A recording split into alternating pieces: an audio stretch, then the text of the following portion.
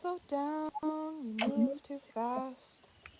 Gotta make the morning last. Kicking down the cobblestones, looking for fun and feeling groovy. Ba-da-da-da-da-da-da, feeling groovy. Well, welcome everybody. Good afternoon, good morning, wherever you are. Nice to have you on the bridge with us today. We've got a very special guest with us, and we're going to let her, Dr. Gerry, introduce herself in a minute. And we are on episode 110. Can you believe that? 110. And Sandy, have you got a quote for us? We have a quote by Walt Whitman today. He said, "Keep your face towards the sunshine and shadows will fall behind you."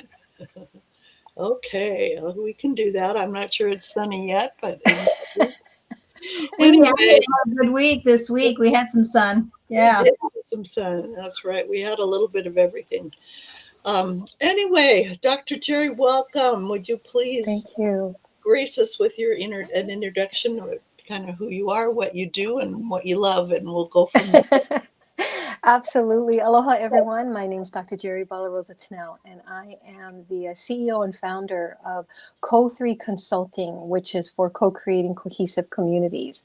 And so it's just myself and my partner, and we provide professional development and leadership training. One of the specialties that we have is our wayfinding leadership that's going to be coming up soon. Besides being the CEO and founder of Co3, I'm also the oral historian and senior coordinator for the National Native American Boarding School Healing Coalition, where I've been traveling all over the country, actually gathering stories of elders who experience Native American boarding schools. And so all of these stories are being recorded. They are going to be held at the Library of Congress and also at the Smithsonian. And so we just got back from Denver on Sunday, and that was our 18th stop. And we have 22 stops to go. So, yeah, wow. I'm very excited to do that. And I also am an adjunct professor at Washington State University, where I am actually teaching a certificated course on the guiding principles of Aloha. Okay. And I was just reading the article, I think you posted it on LinkedIn, about the guiding principles of Aloha. And they are just so right on. I mean, it goes totally with what we believe about communication and being present and, being a listener and just kind of letting our spirits guide us into good communication. And so, Absolutely. we're very interested in that, but kind of want to find out, you've been doing this for a while. You've been in yes. We've been doing it a little longer than you, though. But anyway, what to you, so you did work in a school district? I did. Higher ed. So you did that for a while, and then you broke off and kind of became an entrepreneur. Well, I was actually doing Co3 Consulting prior. So Co3 Consulting was actually was birthed in 2009. Okay. Yeah, and that's when, it's like we had, back in 2009 is when we went through the recession. Mm-hmm. And remember, things just kind of like, it was crazy, right? Everyone was losing their jobs, and that's one of the things that my husband and I had to do. We were actually managing a 1-800-GOT-JUNK franchise up over in the Bellingham area. And we actually had to shut everything down. We shut everything down and we decided to go on the road. And during that time, so I just a little bit, just really quick. So I'm the kind of person that when I put my mind to something, I will go all the way. My husband tells me that I have no boundaries, and I just do what I need to do. So in 10 years, I finished up my bachelor's, my master's, and my doctorate. Wow! Oh, busy gal! My goodness. So So back in 2009, I was working on my bachelor's degree with Washington State University. And it's like after we shut everything down, that's when Co3 was born, because I realized that as people started to, um, instead of coming together during the chaos, a lot of people kind of like went their own ways. Yeah. And I felt that co-creating cohesive communities came about. It was like, how can we do that? The only way that we can have a cohesive community is by co-creating it together. You can't do it alone. Right. And so that's how it started. So Co3 started in 2009. And I was in school. I did a lot of different things, and then I got into education. I was in higher ed at first, and then it's like as I was working with students in higher ed, a lot of issues around identity was coming up for them. And they weren't, some of them felt so disconnected from their own culture, from who they were and how they showed up in spaces.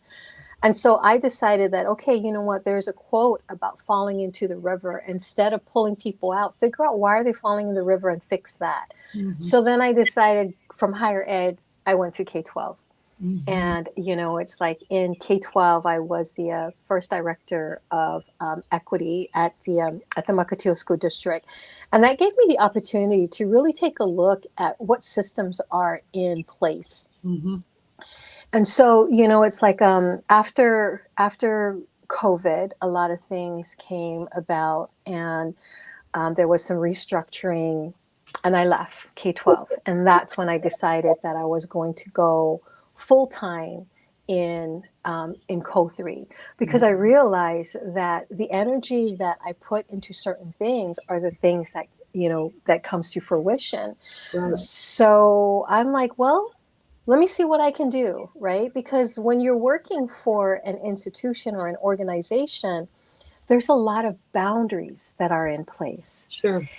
And I'm the kind of person that push against those boundaries. Mm-hmm. But when you have an income, when you have your retirement is tied around those boundaries, I have found that sometimes you don't push as hard. That's right.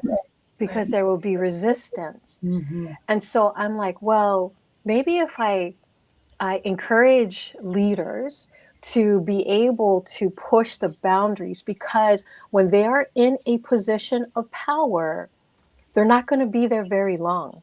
Someone else will inherit all of the things that they're putting in place.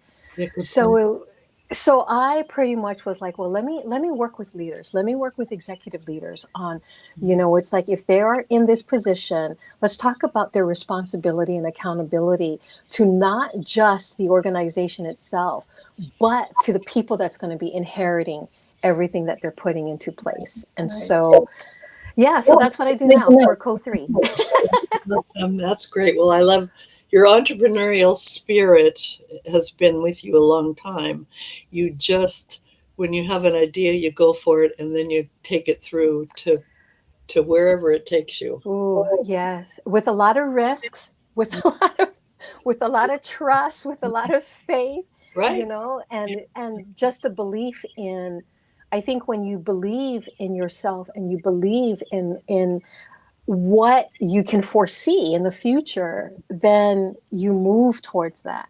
Yeah. Especially if your heart and your spirit is in alignment, which is where mine is. And it's like I dream and I sleep, when I sleep and I dream and I wake up, and everything that I do is around this work on co-creating cohesive communities, especially in a time like we're living in right now. Mm-hmm. It's like everyone is so divided, and that really that hurts my heart.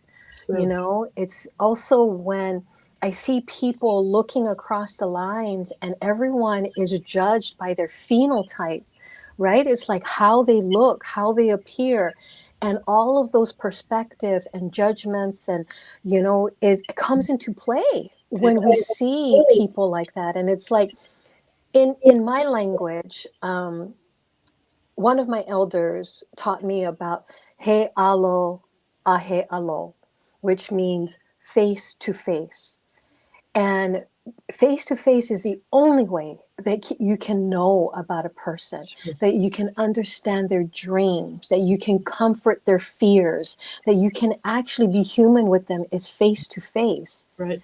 Not by what somebody told you, not Right. by what you learned a long time ago, but by being face to face. Absolutely. And, you know, it's like, he alo, ahe alo is also, when we look at the word aloha, a lot of times people feel that aloha is just a greeting of hello and goodbye, which in a lot of indigenous languages, one word could have multiple meanings. Mm. So aloha does mean hello and goodbye, but it also means love, compassion, grace, empathy. But when we break the words down to its, etymology, to its component, to this most rooted component, alo means forward facing front, and ha means the breath of life. Mm. So when we are engaging in conversations, our words are transferred through breath, face to face. Yeah. And so if breath signifies life and life is sacred, and the words that we're sharing to one another is going to impact a person positively or negatively, then our words should probably be sacred too. Mm-hmm. Yeah. And right, and not just the words that we say to each other, but most importantly, the words we say to ourselves. Yeah. Right? That's one thing we forget about, is like, what words are we saying to ourselves? Right. Also, the words that become policies and the words that become laws. Mm-hmm. You know, is like, are these words grounded in the sacredness of the well-being of another human being? Mm-hmm. And so, yeah, that's the work. I ground everything in the guiding principles of aloha, which Mm-hmm. is the way that I live my life. You know, it's ALOHA, asking questions and inquiring, right? It's like, be curious about someone. You know, the more that we learn about each other, the broader and the bigger our world will be. Right? Mm-hmm. It's like, we'll understand so much more of each other, and we can find the commonality instead of focusing on the differences. When we ask questions, listen, and are we really truly listening, and are we being present, or are we listening to points where we can like zing the other person Yeah. or just want to reply? Sure. That's great. And then when we ask questions and listening, are we observing the energy in the room, the energy that is happening between the two people, observing our own somatic response? Mm-hmm. Are we being activated by something that we're listening to, truly listening to? And then if we are activated by something that we hear, do we inquire? Do we ask ourselves questions, or do we blame the other person? Like, you're making me feel this way. Mm-hmm. Sometimes I feel that when we listen to certain things and we get activated, we need to ask ourselves the question on what part of myself is not healed, Yeah. that when I hear this, it activates me. Sure. Yeah. So what can I do about that, right? So the H is always coming from a place of heart, to always be heart focused, to always, this is where compassion and humanity lies, is like within our heart.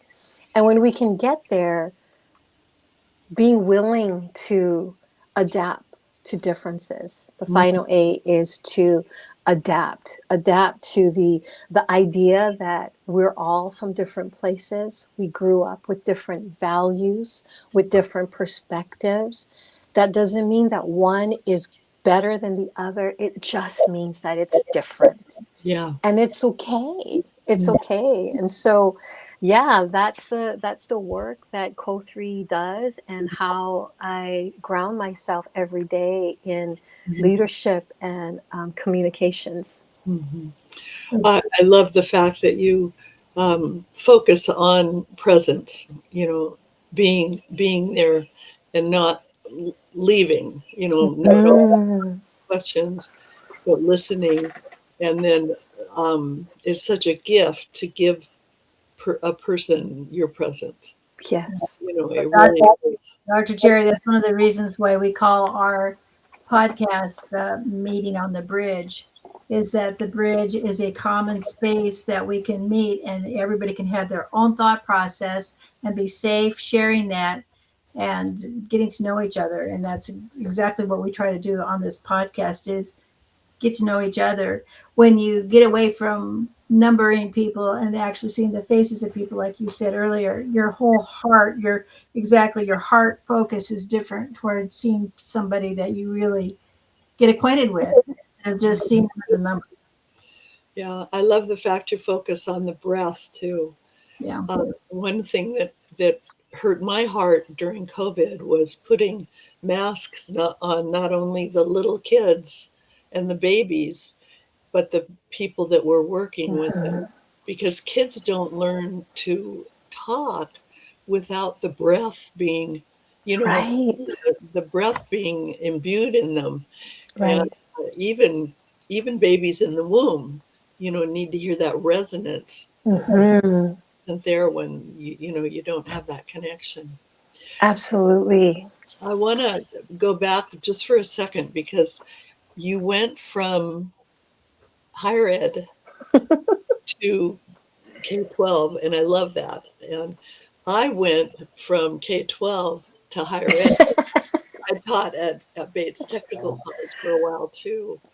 And the thing that I noticed was how wounded those kids were, having been through K-12, that told them from the time they were in preschool that they were wrong, that they wanted to jump up and down. It's Yes. our lovely kinesthetic learners that are so smart, and they came in, they thought they were stupid, because Mm-hmm. judgment shuts down learning. Yes. And it doesn't matter how old you are. And then we have all these wounded adults, Mm-hmm. that in our classrooms, that somewhere have been wounded and told they were stupid. And so they shut up. They won't learn in front of us because it isn't safe. And, so your principles of aloha are just perfect, and they're lovely. And we're out there. I think, Sandy, we used to say, let's put on our curiosity hat rather than our judgment hat, Mm-hmm. because you are who you are. You're perfect the way you are, and I'm going to honor who you are. Right. Yes, yes. And I feel that that is so important. And we have the tendency to forget that so quickly, Mm-hmm. right? Especially with everything that we are being just, pounded with, right? We have all of the social media and we have everything that is, on the movies, everything that is put out there is to divide us, Yeah. to divide us. Mm-hmm. And I keep saying, like, why do they want us divided? Why? Why are we putting all of these things out there so that way we be divided? It's like, oh, wait a minute. When we're divided, we're easier to control. Right. Mm-hmm. We're easier to manipulate. It Because we're creates afraid. We're chaos, and so then it opens up a door to other stuff. And I was just going to say, add to this, words can be blessings or curses, and I think Yes. again, we do not think about the impact our words have when Yes. we're communicating. Absolutely. Well, see, you were just talking about resonance, right? Our words carry energy. Right. It carries energy. Mm-hmm. And your and that words, when it hits you, it impacts you. It Yeah. brings about an emotion. Mm-hmm. And it's like, there's a quote out there that people aren't going to remember what you said. They're going to remember about how you made them feel. Yeah. Right. And Right. that is so important. And we forget about that all the time. And, it's like we throw things out. And I'm guilty. I am so guilty of doing that, Mm-hmm. where I would use my words as daggers, Mm-hmm. and it's like what you put out, it will come back tenfold. Yeah. Yeah. And it did. There Yeah. was one moment where I realized on how my words hurt someone, and it was my grandson. He's 16 now, and I tell this story all the time because it is the point that changed my whole entire life. So he was 8 years old. Moana had just come out, right? And Yeah. I was so happy being a person from Hawaii and an indigenous scholar. I was like, ooh, this is Moana. They got it right. We're being represented, and I was so proud. And so my grandson, I was telling him about how these are your people. It's like Moana's your people. And he was like, oh wow, Jima, Moana's my people. And I'm like, yeah, they were able to navigate the stars. They actually took a canoe, and that is how they navigated the largest body of water, by being in relationship with the stars. They had names for everything. They were so connected. So he was like, whoa, Jima, if Moana's your people, then that makes Moana my people. And I'm like, yes. My husband, who is 6'2", blonde hair, blue eyed Norwegian guy, right? He's on HBO, and he's talking about the Vikings, and he is like telling my grandson who his ancestors were. Right. So my grandson was like, wait a minute, Papa, if the Vikings are your people and I'm your grandson, does that make Vikings my people too? And it was like, of course. Well, prior to all of this, he also heard Jima struggling with what was happening in the world. And this was also during the time where George Floyd was killed, right? And so there were a lot of things that was happening in our society where I found myself pointing at my husband and saying things like, it's because of people that look like you that this is why we're here, and you're racist, and you're this, and you're that, and you're just this white guy who can walk into the room and just take the power from anybody, right? These are the things that I was saying, not even realizing. And I know that both of you as educators with children, they hear things even though we think they're not paying attention. And the energy of it, yeah. And the energy. And so, ladies, there was one day when my grandson came into my office, and he was so sad. And you've ever hug a child and they were so scared they just stiffen up? Yeah. And you're like, oh, what's going on? Well, that's what he did. I went to hug him and he stiffened up. And I was like, grandson, what's going on? And, there was this sadness in his eyes. And I was like, what's happening? And he's like, Jima, Moana's my people because it's your people, right? And I'm like, yep. And he's like, and Vikings is my people because that's Papa's people, right? And I was like, yes. And he goes, so Jima, I hear you say things about people that look like Papa, and they're not very nice. So what part of me do you not love? Oh, ouch. Ouch. Oh, man. Wow. What part of me do you not love? Oh, out of the mouth of babes. That broke me. Mm-hmm. That broke me. And I have been sharing this story.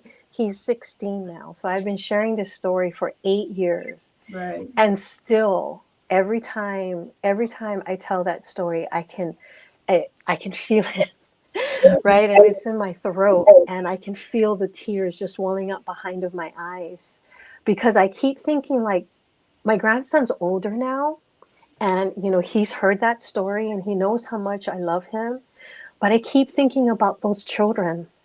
Right. I keep thinking about the things that we're saying in our world right now that these children are listening to. Mm-hmm. And if we are not, if we need to think about that, because then what's happening is that we're perpetuating the same harm that we're trying to heal. Mm-hmm.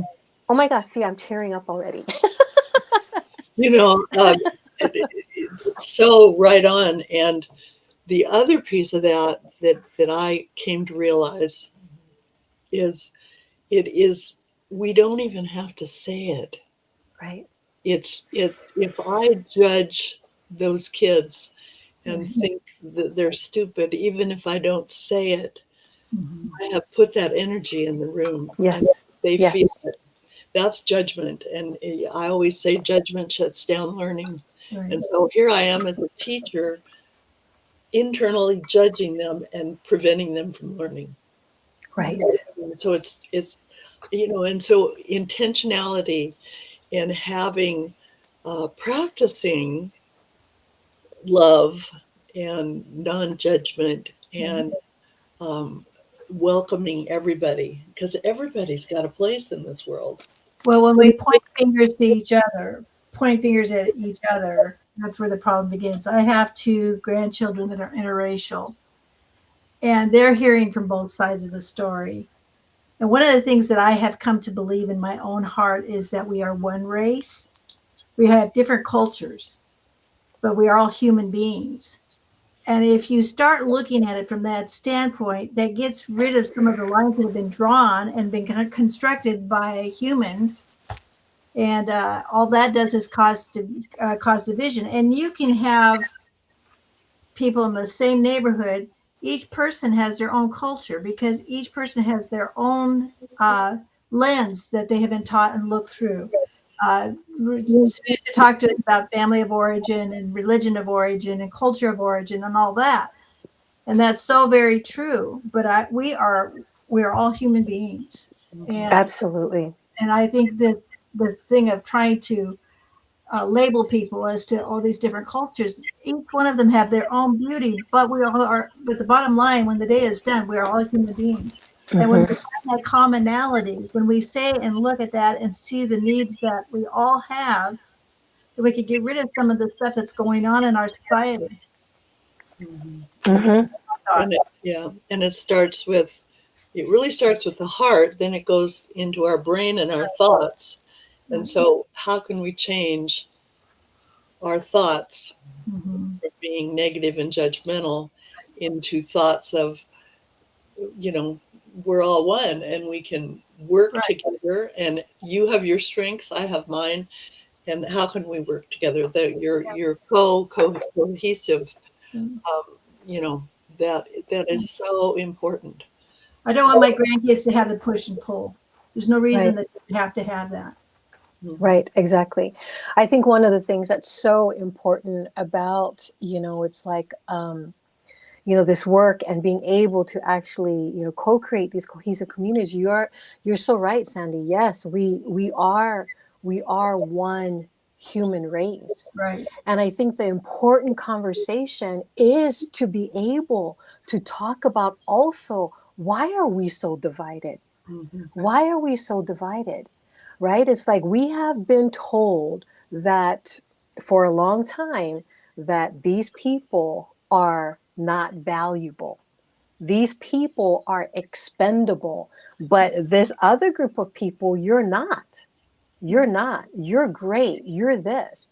It's like working at the working for NABS, the Native American Boarding School Healing Coalition, right? Is that I've been going around and I have been interviewing elders who've gone through boarding schools. Not all of them are bad, but the ones that are bad, they're bad. Right. And it's like I'm like their first line of contact, right? Many times I am the first one that they're actually sharing their stories with, that they've never heard of before. So when I'm sitting in the room, in the interview room, it's me and the elder that I'm interviewing, and behind of me is the videographer. And the videographer is hearing all of this, so it's like they're feeling it as well too. But when I'm sitting there, I may be looking at a 75 or 80-year-old person. But when I'm listening to their stories, I'm listening to a 6-year-old child wondering, what happened to me? What happened to me? And when you hear about the abuse, when you hear about the trauma, when you hear about the thousands of children that went missing, I have to think to myself, how could they? And it's because they didn't see these children as human beings. Right. Right. They were expendable. Right. They didn't see that. And so these are things that we need to talk about.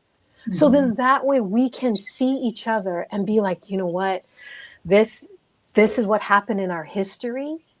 And maybe even today, maybe some of the players may have changed, but the game is still the same. Yeah. Well, and when you look at history too, sometimes we put it down to pigment of skin, but when you look back at history, it was the same pigment of skin against the same pigment of skin. So even like when the Irish came over to America, they were very badly treated. The Jewish Yep. have been through so much in their color of skin. Yep. I mean, it's not about the pigment of its skin. It's about people deciding that somehow they are better than the next group of people, and they judge and value or devalue the people Yep. accordingly because they're different than the people that may be thinking they have the higher hand. And I agree with you, Dr. Gerry. It just makes my heart sad because it is so. It makes such a huge difference in the quality of the environment and the culture and the structure of our nation. Absolutely. Yeah. Absolutely. So, when you work with, well, I'm going to say leaders, because all the people you're talking to have stories, and they're valuable stories, and it's going to be a part of the learning and growing.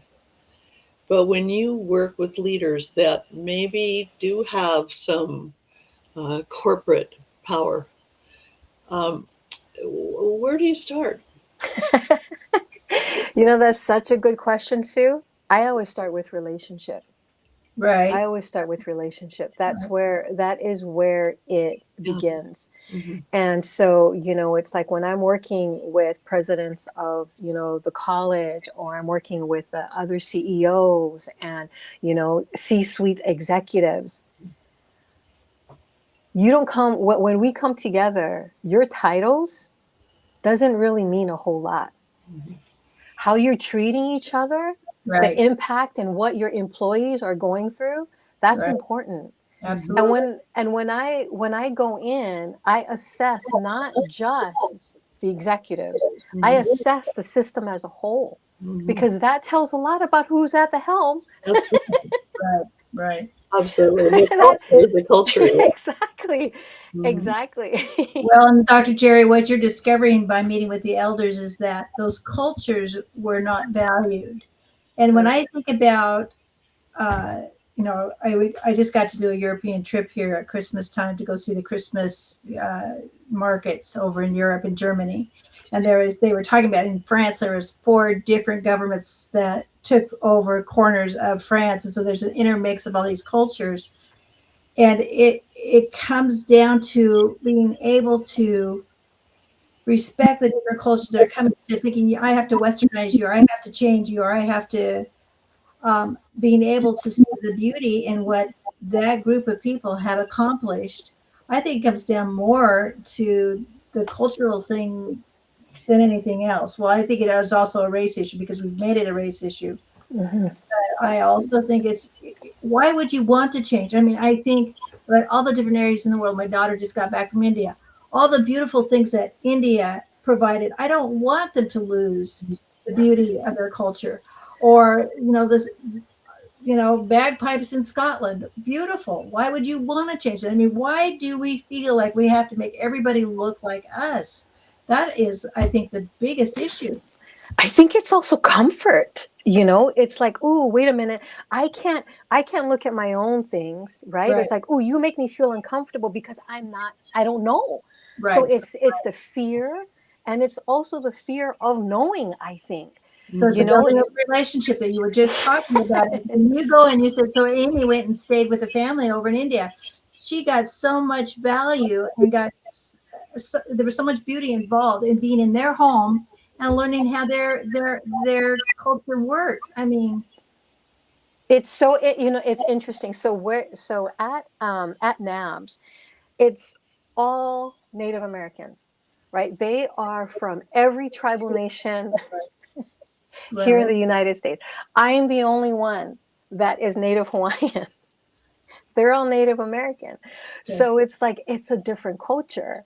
Right. And I'm realizing that as we go into these different tribal nations, they have their own culture as Right. well too. Right. Exactly. And so the great thing about it is that when we enter into a new place and we honor the land that we're on, Exactly. we Yeah. honor the people that are there. We have people in our group, like we were in Denver, and there were two of our people at NABS works in Denver. Okay. So it was like they were there, they did the introduction. We bring in people from the community to bring in the prayer when we do our opening ceremony and our closing ceremony. We introduce ourselves and we bring them together because of their culture. I have learned that traveling all over the country in all of these different tribal nations, we live in such a beautiful and diverse place. Not just the people, but the land, the mountains, the Right. streams, the medicine that is all around us.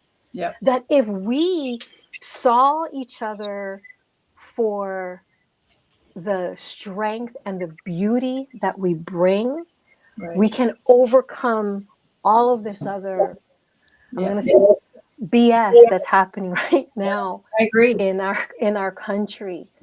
I agree. If we all rise up together, it's like, I think we are so much stronger together than we are apart. I mean, Yeah. we are the United States, right? Right. Unity is in the title of our country. Right. Let's start living it and showing That's right. people how it's supposed to be How we done. can come together. How we can come together.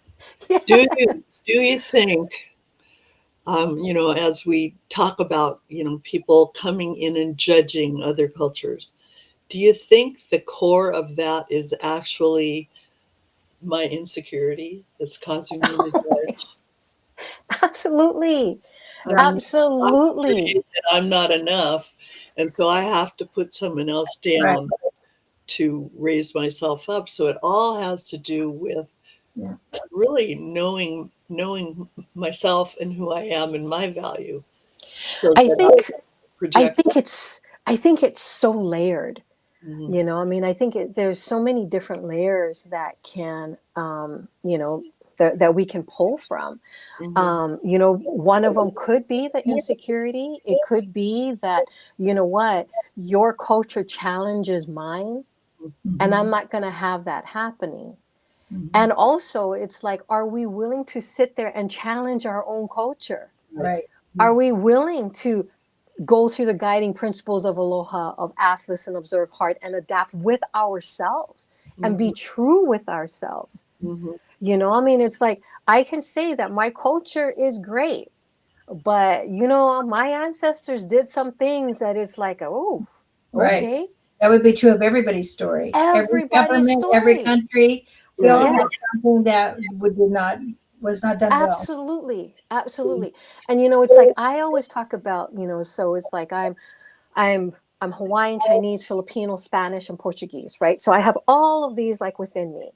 And because I show up this way, I can point fingers, like you were talking about, Sandy. I can point fingers at people that look like my husband and be like, oh, you know what? You're the colonizer. You're Right. the colonizer. It's because of all of this, because this is how I show up in this Right. brown skin.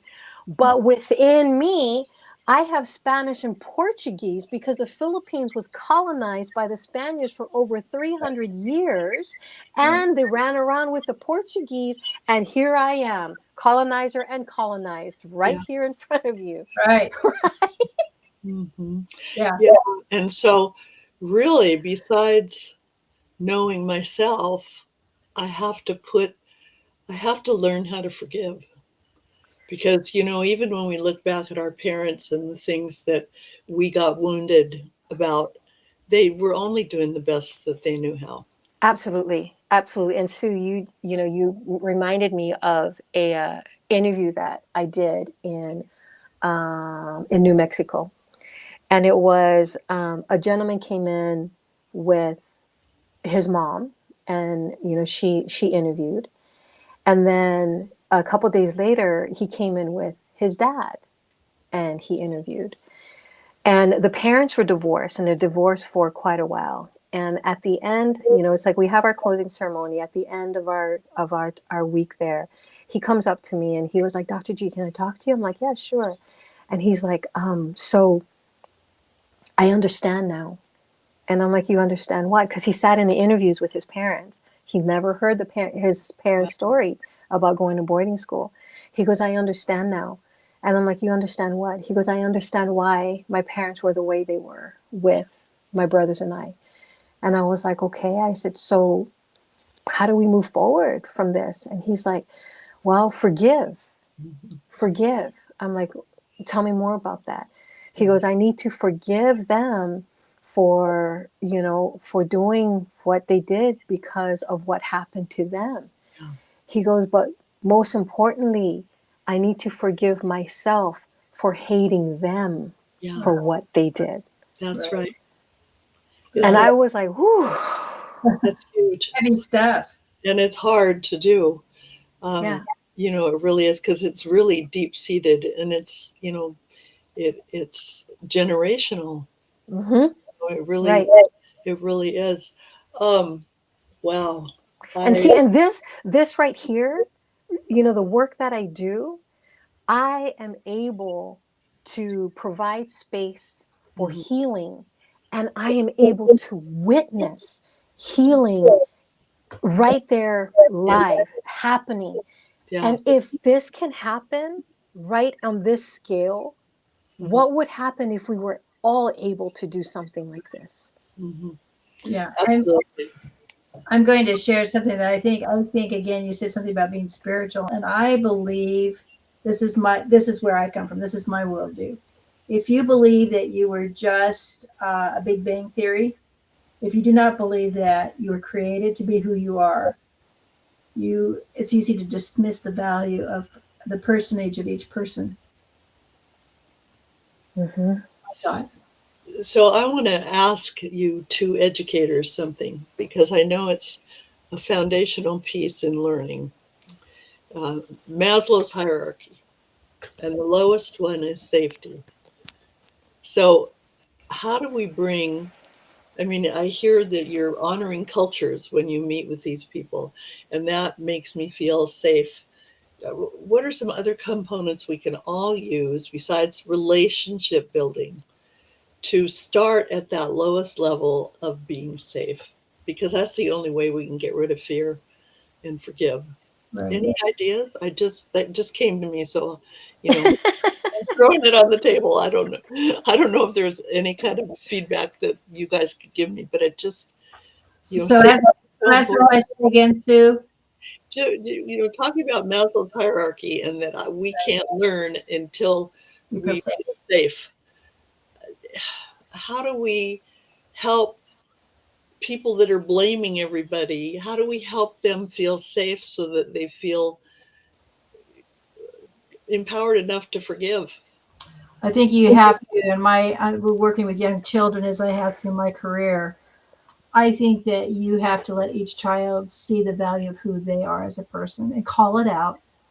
Let them know, man, you are so strong in this area, in this area, in this area, and help children value who they are. And it goes on up the ladder with my staff.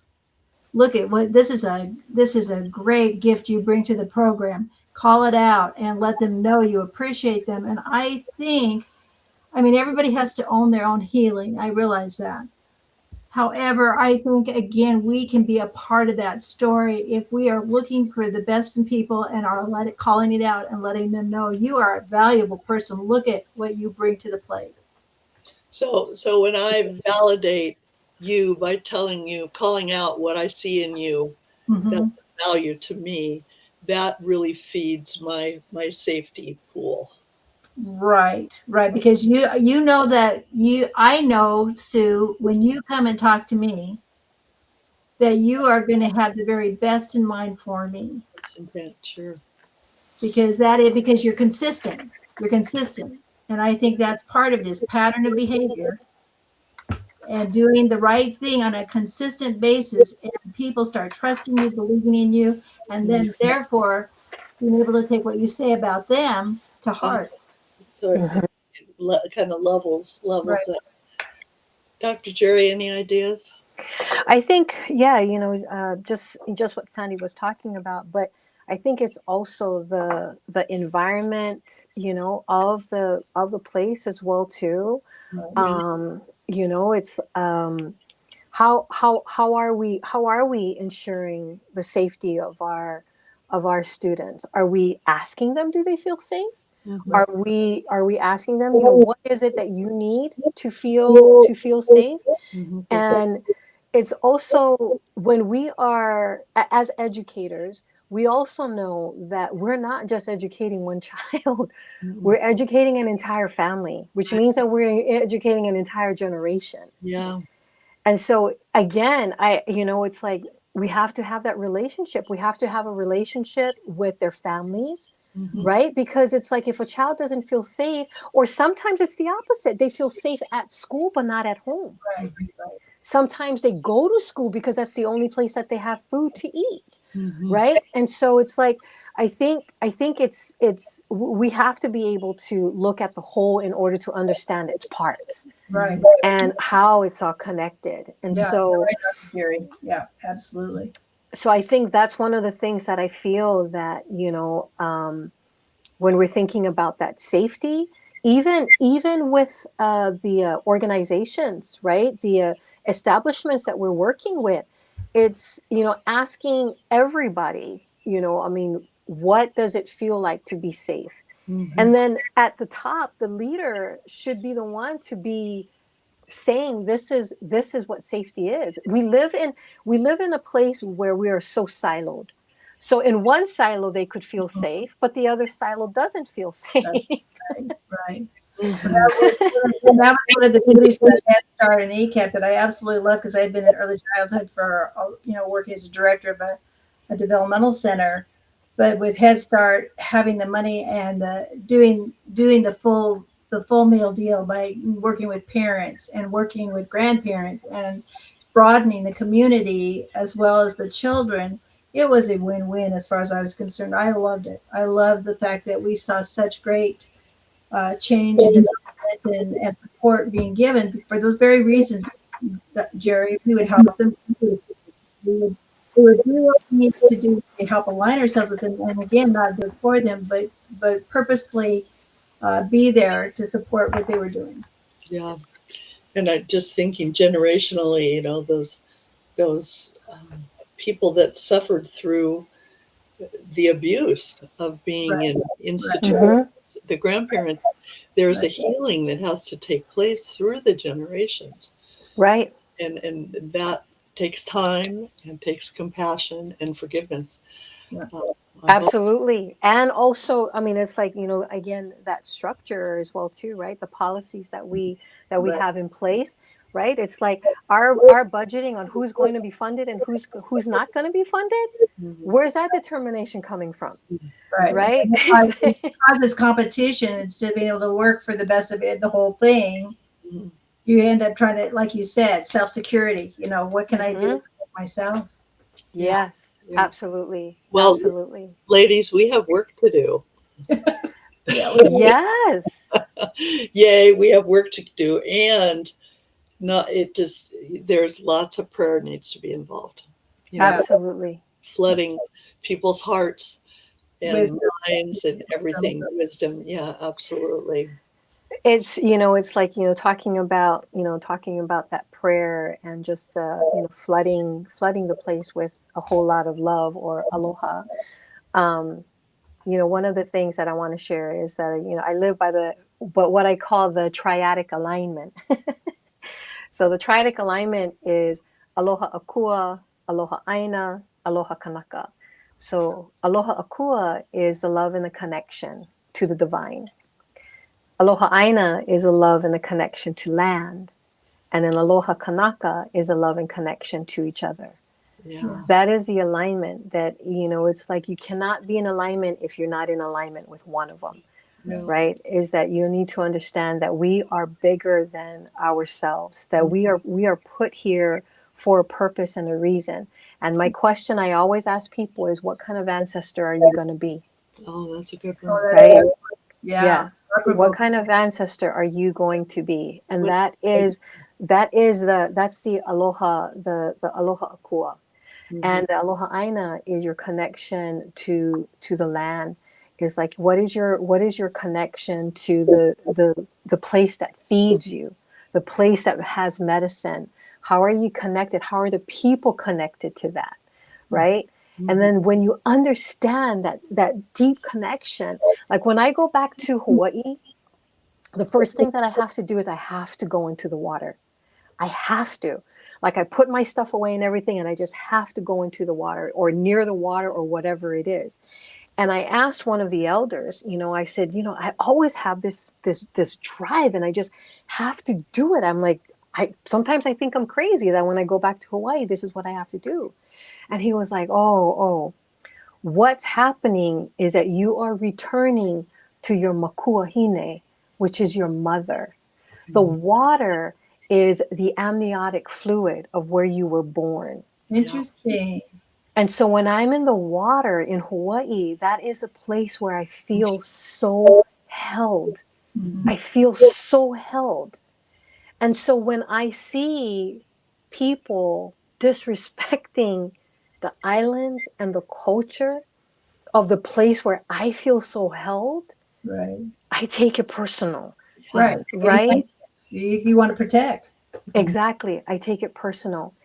And I also understand that if I attacked in a way where it was like, maybe this person doesn't know about how I feel about this place. Mhm. This, as educators, is a moment for us to actually educate. And a lot of times I hear people say, oh, I'm so tired of educating. And I get that a lot where it's like, oh, why do you keep educating the white people? Why do you keep educating them? And I'm like, well, here's the thing, people. If we don't educate, they'll get their education by somebody else that we're not in agreement with. And then are we going to argue about the fact that we weren't there to let them know? And they went ahead and grabbed information from someplace else? Yeah. If you are an educator, then it is your responsibility, or what I say in my language, it is your kuleana to actually educate. It's your gift. Yeah. So, yeah, we definitely have work to do. So One podcast at a time. can you take me to the third one, which is each other, Aloha Kanaka. Kanaka, but Yes. does it also include connection to me? To Self. oh yeah. I mean, I'm sure that it does, but I just because that's so important. Oh yes. I saw on your one of your postings that you're a trainer for heart math. Yes, I am. And I'm just starting with a trainer, not to learn to train, but just some heart math stuff for personal healing, connecting. And it's so very important also, Yes, yes. So yes, the Aloha Kanaka is definitely, you have to connect to yourself first. You need to understand yourself. You need to understand what what regulates your nervous system. Yeah. Hmm. Right? It's like you need to know that. You need to also question, and a lot of times we don't. Like when we feel that thing in our gut, we're Hmm. like, oh, we just forget about it. We bypass that. Right? That is your body telling you something. Hmm. It is intuitive. It is like this. Pay attention to it. Yeah. So yeah. So it's definitely to yourself, to each other, is knowing that, oh, being in the waters of Hawaii, I feel so held. Hmm. I feel so held.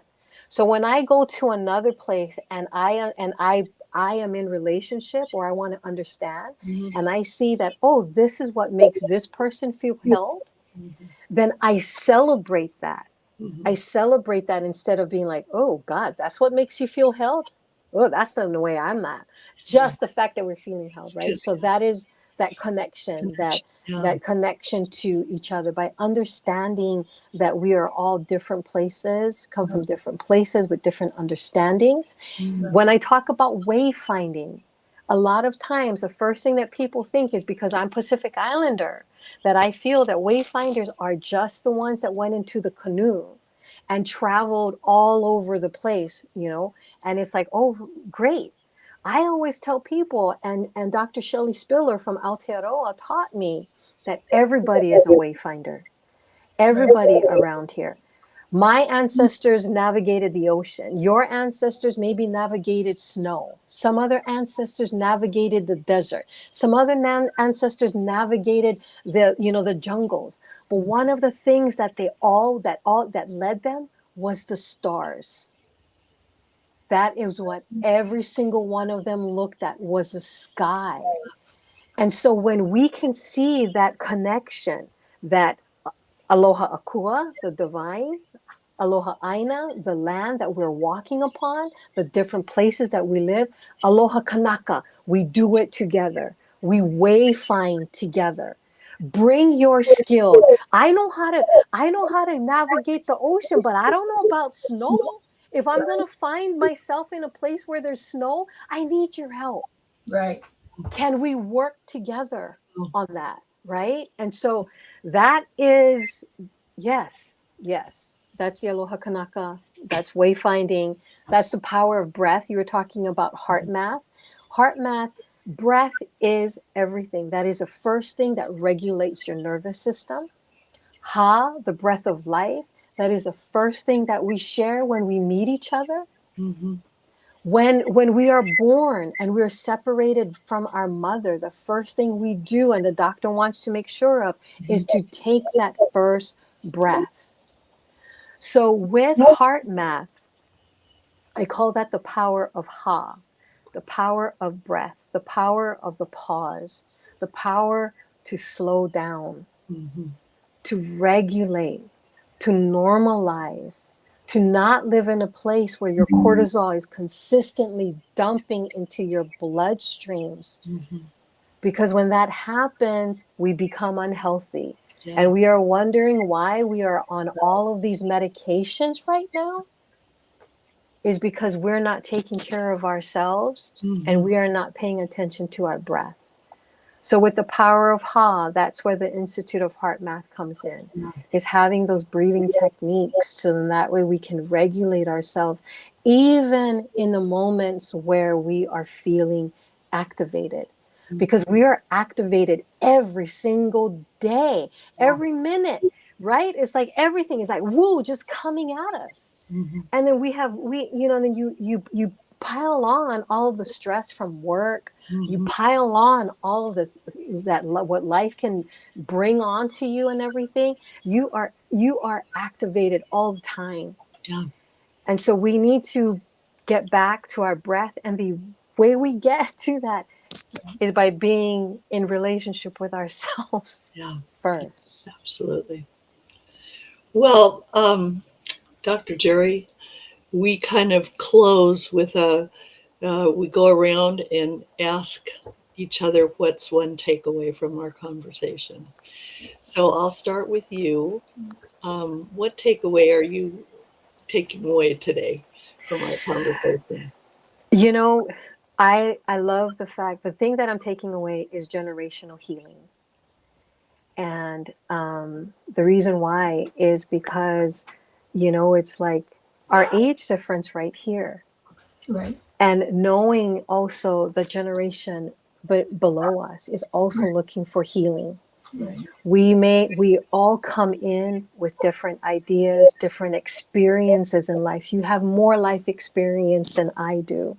But being able to come together and talk about healing and being this bridge, that's what I'm taking away. So thank you both so much. Oh, thank Thank you. you for joining us today. Sandy, what's your takeaway? I love the work that Dr. Gerry is doing. And I am looking forward to what the compilation of all the things that she is finding out and going and doing the interviews with the elders in the different the different tribes. I think this is going to be an interesting thing and a learning experience if we will listen to it and take it to heart. Yeah. Oh, I'm taking away so much. But what has caught me just the last few minutes is the wayfaring. We're all wayfaring. And so I just want to bless you in your wayfaring because you're creating a wonderful path for people to learn how to love and forgive and heal. And I thank you for Thank that. you. Thank you. Yes. So, would you please grace us and come back again? Absolutely. Absolutely. I really would be honored. That would be awesome. So I'm going to push the stop, and I want you to hang on just for a minute because we do a little debrief afterwards. Okay. Okay.